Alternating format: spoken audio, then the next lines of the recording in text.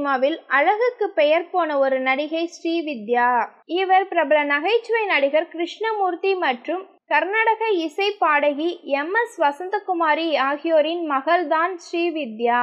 இவர் பிறந்த ஒரே வருடத்தில் அப்பா உடல்நலக் குறைவால் பாதிக்கப்பட அவரது மனைவி குடும்பத்தை கவனிக்க நேர்ந்தது.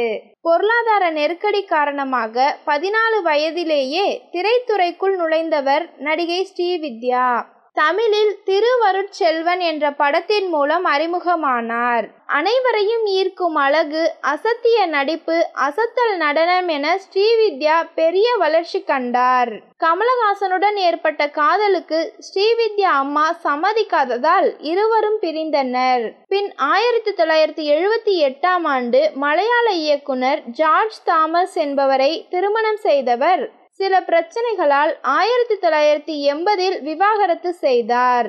அதன் பின் சினிமாவில் இரண்டாவது இன்னிங்ஸை தொடங்கியவர் தமிழ், தெலுங்கு, மலையாளம் என குணச்சித்திர வேடங்களில் நடித்து அசத்தினார்.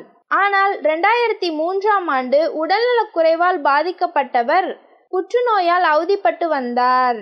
இதனால் அந்த நேரத்தில் மிகவும் முக்கியமான முடிவையும் எடுத்துள்ளார்.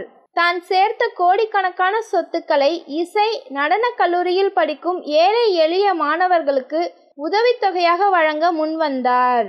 நடிகர் கணேஷின் உதவியுடன் அறக்கட்டளை தொடங்கி அதன் மூலம் உதவி செய்தார். 3 வருடமாக புற்றுநோயால் பாதிக்கப்பட்டு வந்தவர் 2006ஆம் ஆண்டு தனது 53 வயதில் உயிரிழந்தார். இறக்கும் நேரத்தில் மற்றவர்களுக்காக யோசித்து ஸ்ரீவித்யா செய்த இந்த விஷயத்திற்கு பிரபலங்களை தாண்டி மக்களும் பாராட்டினார்கள்.